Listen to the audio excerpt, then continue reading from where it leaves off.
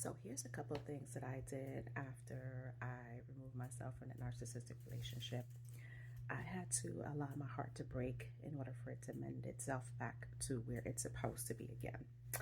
I had to define myself again as a person, who I wanted to be, um, what I wanted to do, all of those things. I had to define love all over again and what that looks like for me and how I want to be treated within myself, by myself. I had to do the deep groundwork in order for me to not relive the trauma.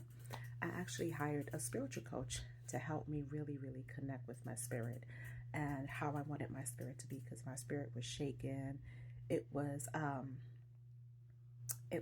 was disconnected from it, and that was the thing that hurt me the most, because me and my spirit, the inner me, the higher me, we were so connected with each other. So I would say to you, and I offer you this: define who you are after you come out of an abusive relationship. Define who you are, because these people build you up to break you down, and then they just leave you like you're nothing. I don't mean leave you as in physically, because they always want you to be there so they could continue to abuse you. But they leave you mentally, emotionally, and psychologically. And all the promises that they made to you, they break them because they're not real promises. The other thing is that I had to accept the fact that the relationship wasn't real. It was narcissistic, it was abusive. So after connecting with the spiritual coach and connecting with myself and asking myself the hard questions and forgiving myself and giving myself grace and compassion, I was able to advocate for my needs. Now, in this relationship, I advocate my needs. I say what is on my mind. I say what I think and how I feel. I say what I want. I say what I need respectfully to my partner, and I ask her how can I support her as well. Um, in relationships are tough. They're not easy.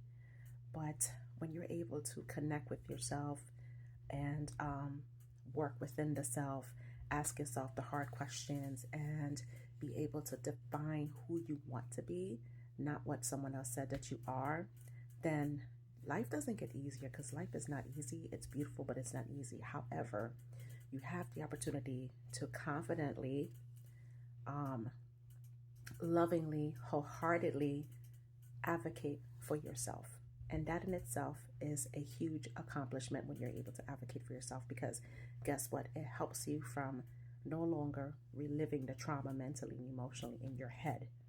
It helps you to no longer be in fight or survival mode, because at that point, you will have mastered what it is to thrive and not just survive.